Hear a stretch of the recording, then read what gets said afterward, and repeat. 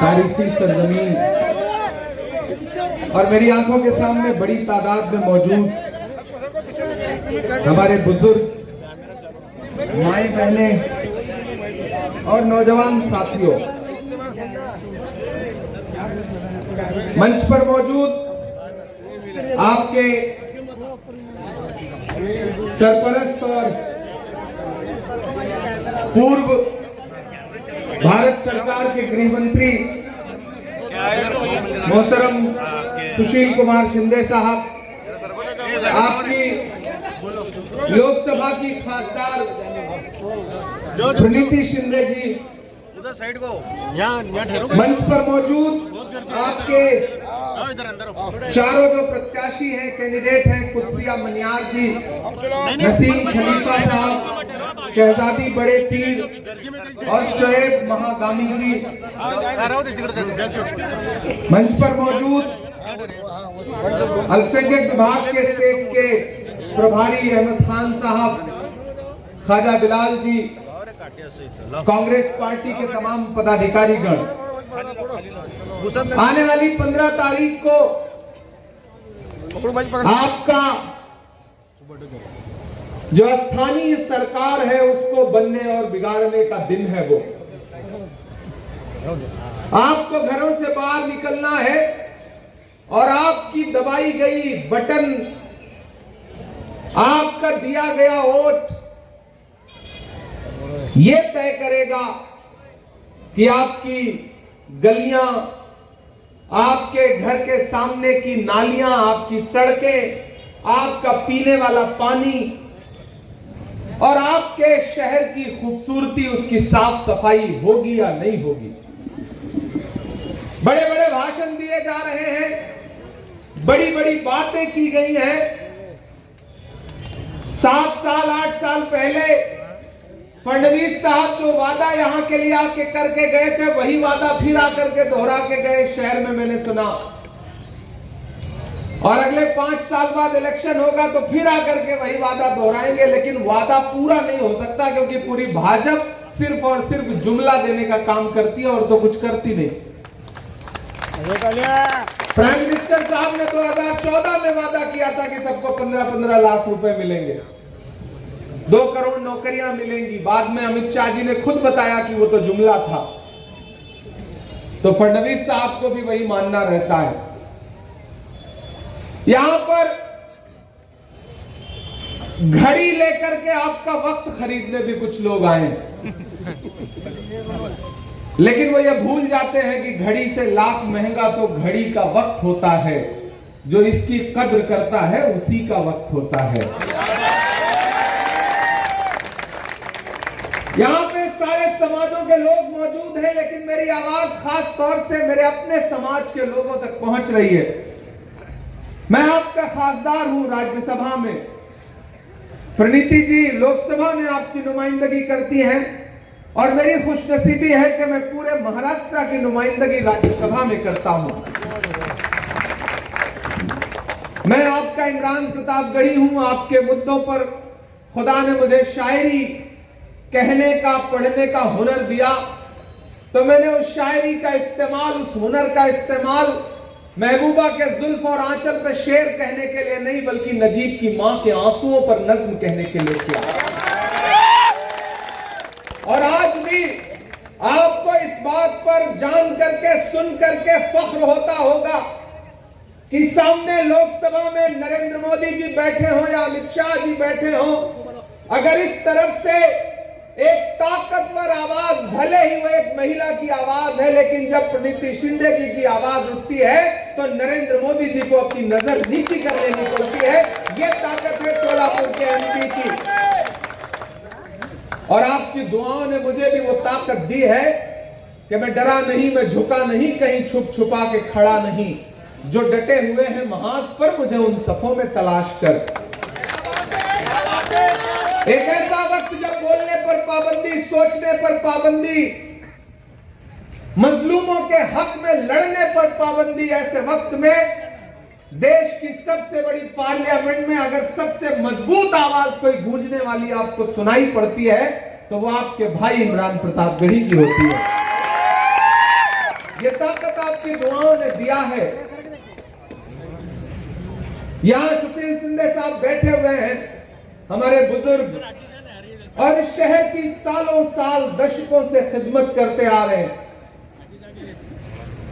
लेकिन मैं आपसे ईमानदारी से पूछना चाहता हूं कि कुछ लोग जो आपकी कलाई में आकर के घड़ी बांध देना चाहते हैं, कभी उनसे पलट के पूछा आपने कि आप तो उसी भाजपा के साथ हैं जो हमको नेस्त नाबूद करने का सपना दिखाती है पूरे मुल्क को?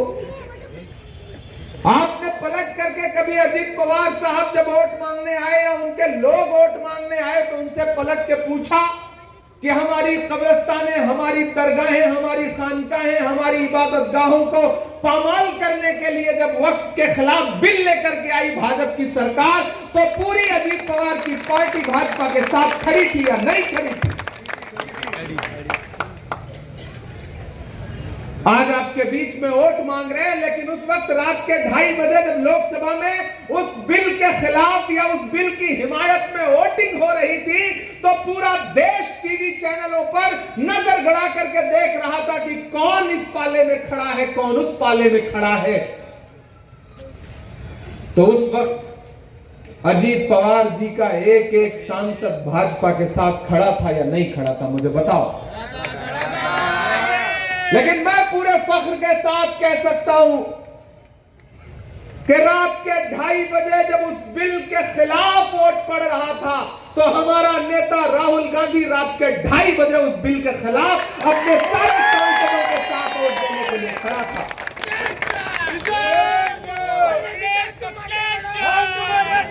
हमारा नेता खड़ा था। और अगले दिन जब यह बिल राज्यसभा में आया और मुझे बोलने का मौका मिला, तो मैंने कहा था कि हम ही को कातिल कहेगी दुनिया, हमारा ही कत्लेआम होगा, हम ही कुएं खोदते फिरेंगे, हम ही पे पानी हराम होगा। और मुझे फख्र है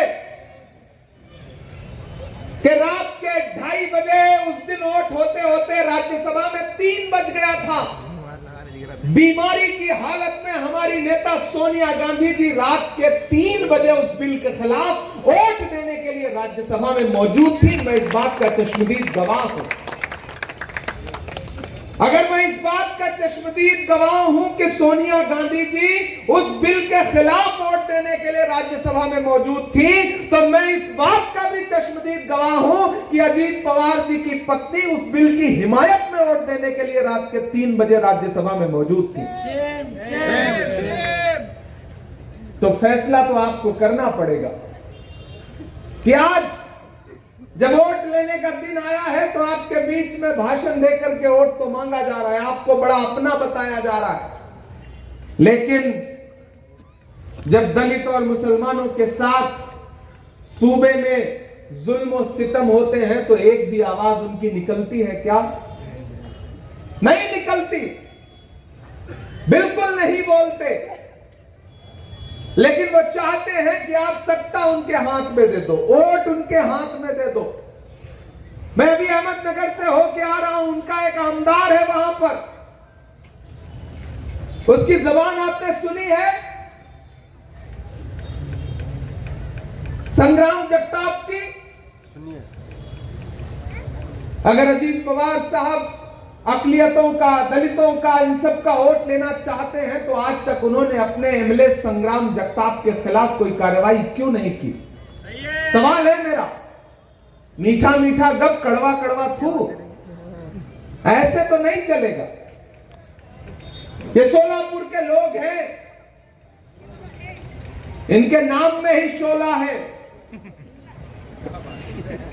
ये ऐसे ही किसी चिंगारी से नहीं जल जाएंगे।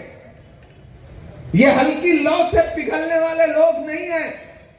ये जानते हैं कि इनका और कांग्रेस का रिश्ता क्या है। ये जानते हैं कि सुशील कुमार शिंदे साहब ने अपनी पूरी जिंदगी इस शहर की खिदमत के लिए लगा दी। ऐसे में मैं आप सबसे गुजारिश करूंगा साथियों कि यहां कॉर्पोरेशन में तो बीजेपी की ही सत्ता थी ना? थी या नहीं? मतलब थी क्या है? नहीं, बाद में प्रशासक भी तो उन्हीं का था। तो सिर्फ थी नहीं, चली आ रही है। अब अगर आपने हिम्मत दिखाई तो 16 तारीख को वो सत्ता नहीं रह जाएगी। आप असेंबली में तो चूक गए, लेकिन मौका एक बार फिर आपके हाथ में आया है। और जो अपनी स्थानीय राजकारण होता है, अपनी स्थानीय सत्ता होती है, उसको अपने हाथ में रखना ज्यादा अहम और ज्यादा जरूरी होता है। इसलिए मैं आप सबसे गुजारिश करूंगा साथियों कि खुसूसी तौर पर स्पेशली शहर की खूबसूरती के लिए और जिन चीजों से शहर की पहचान थी, यहां के बुनकर भाई हो, यहां का टेक्सटाइल उद्योग हो, सब धीरे धीरे एक एक करके बर्बाद कर दिया गया। बड़ा प्लान करके पिछले 2014 के बाद से भाजपा की सरकारों ने आपके हाथों में जो हुनर था और आप उस हुनर की बुनियाद पर अपने बच्चों के लिए 2 वक्त की रोटी कमा लिया करते थे। किसी हुकूमत के सामने आपको हाथ नहीं फैलाना पड़ता था। ऐसे हुनर से उपजे हुए तमाम जो काम थे उनको प्लान करके बर्बाद करने की साजिश की गई। जब यूपीए की सरकार थी तो बुनकरों के लिए 30% की सब्सिडी देने का काम किया था सोनिया गांधी जी ने, मनमोहन सिंह साहब ने, यूपीए की सरकार ने, सुशील कुमार शिंदे साहब ने। लेकिन ये सरकार आई तो बहुत कोशिश और साजिश के साथ पूरी बुनकरों की जिंदगी बर्बाद करने का काम कर रहे हैं। जिस बनारस से प्रधानमंत्री खुद मेंबर ऑफ पार्लियामेंट है, वहां के बुनकर आज ईंट भट्ठों पर काम करने के लिए मजबूर कर दिए गए हैं। यह हाल किया है इन्होंने बुनकरों का। इसलिए साथियों, मैं आपसे गुजारिश करूंगा, मैंने सुना था कि शोलापुर जो है वो स्मार्ट सिटी है। सड़कों की हालत ऐसी है, गलियों में चलो तो पता ही नहीं चलता कि सफर कर रहे हो या आखिरी सफर कर रहे हो। सड़क में गड्ढा है या गड्ढे में सड़क है। आपस के झगड़े में स्मार्ट सिटी के नाम पर जो पैसा आया था उसको कहां डकार गए, कहां खा गए, कुछ पता भी नहीं है। आपस के झगड़े में 5 साल बीजेपी का स्टैंडिंग कमेटी का टका। इसलिए आपको एक बात समझना है कि बड़ी साजिश के साथ, बड़ी प्लानिंग के साथ भाजपा और भाजपा के दोस्त आए हैं इस बार।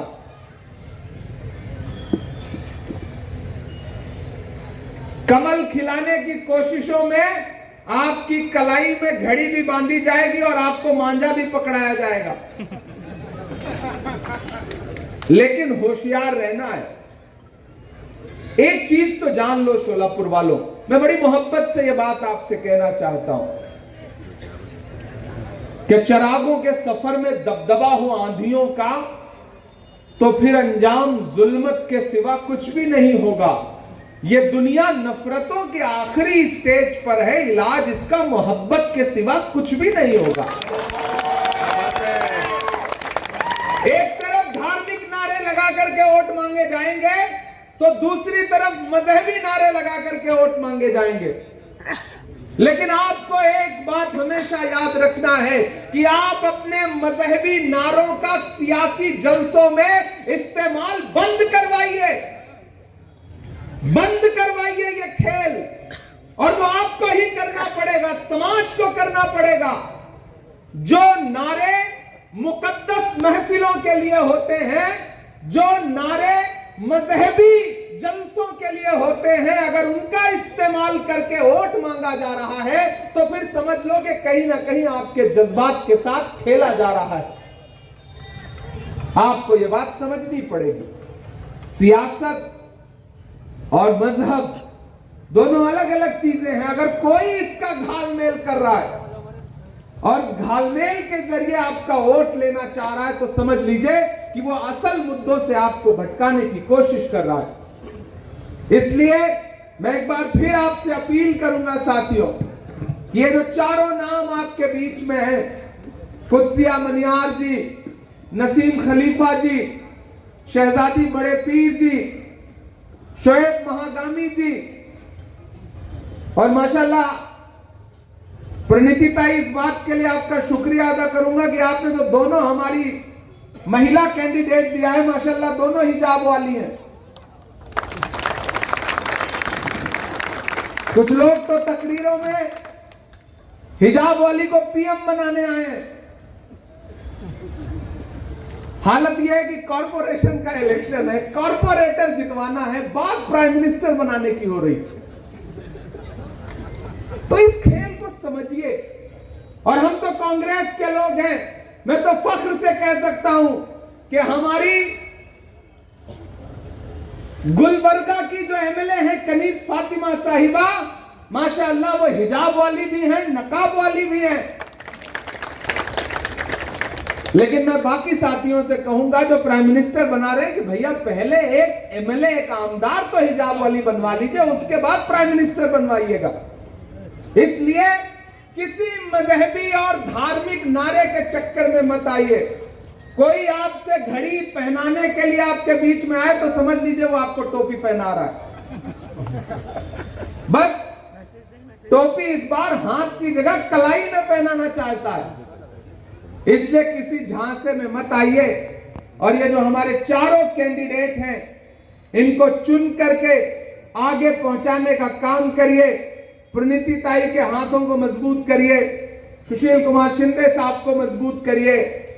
और चूंकि मैं भी आपका खासदार हूं तो मेरा भी आप पर हक है। और ये जो चारों आपके कैंडिडेट हैं, भले ही यहाँ पे फडणवीस साहब और अजीत पवार साहब की हुकूमत है, लेकिन ये हमारे चारों नगर सेवक चुने जाने के बाद यतीम नहीं रहेंगे। इनकी बाईं तरफ लोकसभा का खासदार खड़ा होगा तो दाईं तरफ राज्यसभा का खासदार खड़ा होगा। ये कहीं से भी कमजोर नहीं रहेंगे। इसलिए मैं आप सबसे गुजारिश करता हूं साथियों कि आपने खूब जज्बात में भी बह करके वोट दिए हैं। आपने नए नए झंडे भी पकड़ लिए हैं, लेकिन आखिरकार आपको भी यह समझ में आ चुका है कि आखिर में मोहब्बत से ही, एकजुटता से ही, मेल मिलाप के साथ ही बात आगे बढ़ेगी। और शोलापुर का जो पूरा स्ट्रक्चर है, जो यहां की पूरी डेमोग्राफी है और जो इस शहर की तारीख है, इस शहर में अगर सियासी तौर पर अपने आप को मजबूत रखना चाहते हो तो आपने भी यह समझ लिया होगा कि कोई एक समाज अकेले अलग थलग पड़ के न तो अपना आमदार बना सकता है, न खासदार बना सकता है, न कॉर्पोरेटर बना सकता है। इसलिए अब फिर से आइए, एकजुट होइए। अभी हमारे साथी जिन्होंने पार्टी ज्वाइन की, उनका नाम बाबा पठान साहब, उनका मैं खैर मकदम करता हूं। यह है असली घर वापसी। कांग्रेस परिवार में आपका स्वागत है। पर एक चीज जहन में बिठा लीजिए कि आने वाले दशकों में, आने वाले सालों में जब भी कभी नरेंद्र मोदी को गद्दी से कोई हटा सकता है तो उस शख्स का नाम सिर्फ और सिर्फ राहुल गांधी है। और हम लोग भी उसी मकसद के साथ, सुशील कुमार शिंदे साहब हो, प्रणीति शिंदे जी हो, इमरान प्रतापगढ़ी हो, हम सबकी आंखें भी वही मंजर देखना चाहती हैं कि जब 2029 में लाल किले की दीवारों पर खड़े होकर के राहुल गांधी इस देश को संबोधित कर रहे हो, तब डॉक्टर बाबा साहब अंबेडकर के लिखे हुए संविधान के साथ शायद हम असली इंसाफ कर पाएंगे। तो साथियों, भाइयों, बहनों, मेरी माओ, बुजुर्गों, ऐसे तमाम लोग जो कांग्रेस पार्टी के साथ हैं, ऐसे तमाम लोग जिन तक मेरी आवाज पहुंच रही है, अब तक साथ नहीं रहे हो, मैं उन सबको भी पुकारता हूं कि हम दोनों खासदार, एक राज्यसभा का और एक लोकसभा का, आपसे अपील करता है कि हमारे इन चारों कॉरपोरेटर के जो उम्मीदवार हैं इनको जिता करके आगे पहुंचाने का काम करिए।